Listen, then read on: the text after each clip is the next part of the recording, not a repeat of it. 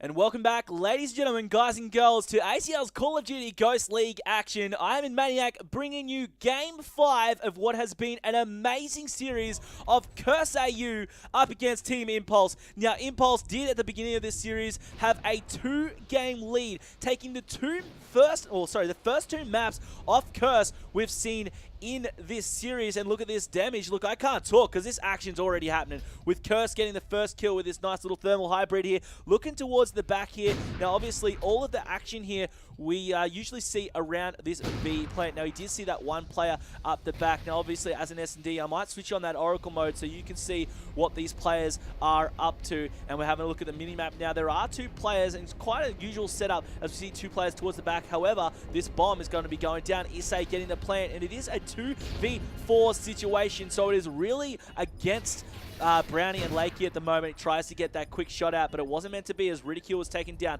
All up to Brownie now in a 1v4 situation. If this happens again, and it's not going to, so I'm stopped in my tracks. Almost as much as Impulse would just stop there by Curse, looking very strong. And what a way to start a map, you know, with all players up. That's how you want to do it. He's so hot, he's firing, he's shooting the missiles, it doesn't matter to him.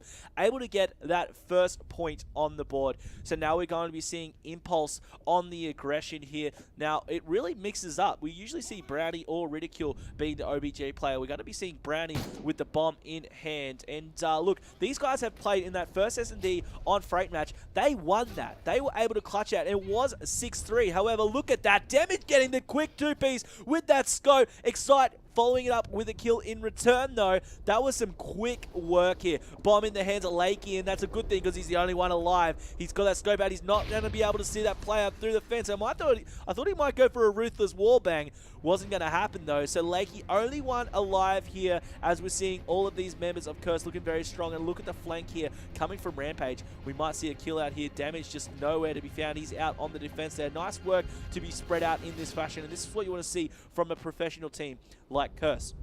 However, 40 seconds left. Lakey knows there has to be a move. However, still plenty of time, I guess, especially when you weigh up that he's the only one alive. He's going to spot that player. However, slow reflexes there, unfortunately, as Issei. It was just too easy for him to take down Lakey, who was just chilling in the container there. So we do see Curse starting off this last map with a 2-0 lead, which is very, very important, folks. I did say that Impulse were carrying a lot of momentum, especially after clutching those 2 first games. And then, of course, in that 3rd game of Blitz on Freight, we only saw Curse able to clutch that victory and stay in the series by the skin of their teeth with 1 point.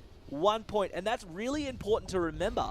Now, obviously, it seems like the pressure has kind of got to Impulse here. Now, don't forget, this squad here of Curse are well seasoned. They've played very well. But the team of Impulse, in their own right, played very well to take even these first maps off Curse in this series. So look, nice work all around. However, Damage going to get the first kill out on Lakey. There were screams in the background as well. However, bomb in the hands of Issei. Let's see where he's at. He's going to be down towards the bottom of this map. He's going to be pushing for B, as we usually see. No one else being dropped at the moment. I'm just kind of looking around, and we've still got that Oracle mode on, that nade going out for that player who's usually up the top. Trophy mode going out, lots of smoke. So he's going to be pushing on the aggression here. Now drops down low. Great positioning, finds one, gets 2. Nice 2-pace to Rampage there. And that's going to be Ridicule, the only one alive. Actually gets tags through the wall. And again, Ridicule was almost taken out with these awesome wallbangs. Gets out the scope to try and get some dignity back, but it's not going to matter. Damage able to finish it off. And what a start for this Curse squad. I couldn't believe those shots out. That was some really nice work before Damage was able to finish things up with those wallbangs as well. That was some great work by Curse. Textbook S&D here on Warhawk. Once again, we're going to be switching over to Impulse as they're going to be on the aggression here. We'll keep an eye on Brownie, who ran OBJ the last couple of times. We'll see if he does once again, and indeed he will. I thought there might be a little bit of a mix-up here, but no, they're going to just keep going for B here. And as we see the break here on the minimap, usual rotation. However, Dan's able to land those kills once again.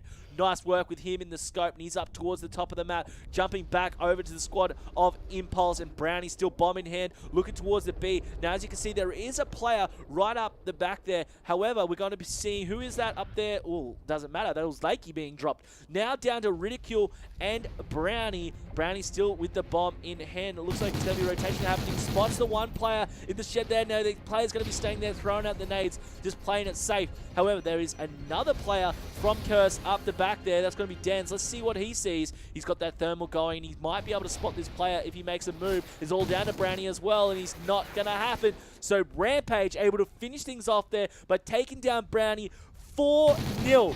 This is the way Curse is answering back to the doubters. This is what they're saying to those guys who think Impulse can dance with them.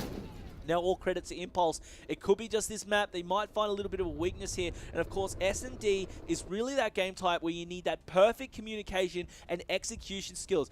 Obviously, all individually skilled as players. Like, they have that great individual skill. But this is where the teamwork of Curse seem to be coming through, even with the likes of Rampage filling in there. So, we're going to be seeing Dan's actually taken down by the scope. Nice bit of sweet revenge here, as we're now going to be seeing Ridicule with that scope, and he was almost taken out there, but no, he was able to manage to stay alive. We're looking at Rampage down towards the bottom of the map here. Bomb in the hands of Issei. Spots that one player, quickly taken down by Brownie. Damage able to get the return shots though. So now we're seeing a 2v2 situation of Rampage and Rampage as we saw Damage taken down. Now 1v1. Rampage able to get that second kill as well on Excite. So it's Rampage versus Ridicule. The bomb is in the hands of Rampage at the moment. He really needs to get that kill on Ridicule. Now, Ridicule obviously is over towards the middle of the map, over on the left-hand side here. Now, we're going to be still watching Rampage, and he's rotating up towards the top of the map. Just under 30 seconds left, though. He knows he needs to make a move.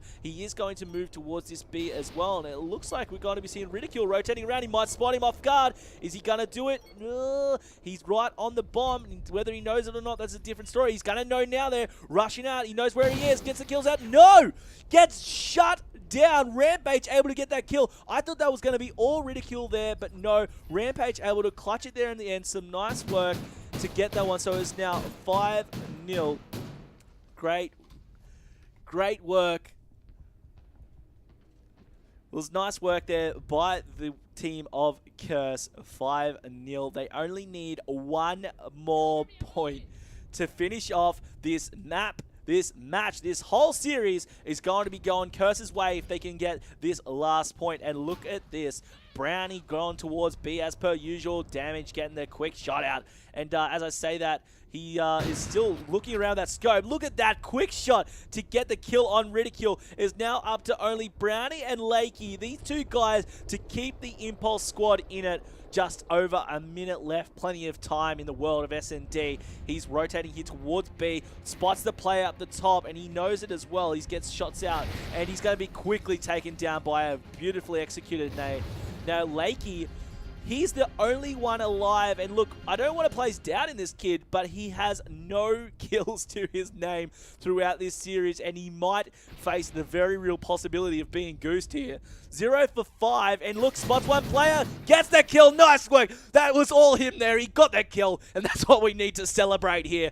But no, jokes aside, we're seeing Curse here smashing and drilling it into the squad of Impulse here to clean up this series and come back from a 2-0 deficit in the series to win 3-2. And in what better way to do it than a 6-0 fashion on our S&D on Warhawk map, our last map of the series.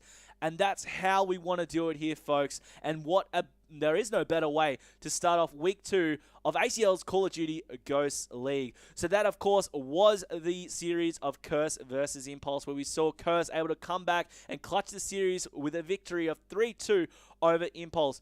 Don't forget, guys, we do have our next game coming up, which is going to be Plantronics NV up against Impulse, who we did just see, unfortunately, just lose. Let's see if they can bounce back from that. And also in the background, we did have Fright versus L2 Adapt. I'll bring some updates to you regarding that series. And also, goes Team Storm versus L2 Adapt, and I was just informed that Fright actually took out that game against L2 Adapt in a 3-0 fashion. So in the background again, we do have Team Storm up against L2 Adapt, so we'll give you results of those if possible, if they're finished by the time we finish our next series. So once again, up next guys, we're going to have Plantronics Envy up against Impulse. I'm in Maniac, don't you go anywhere.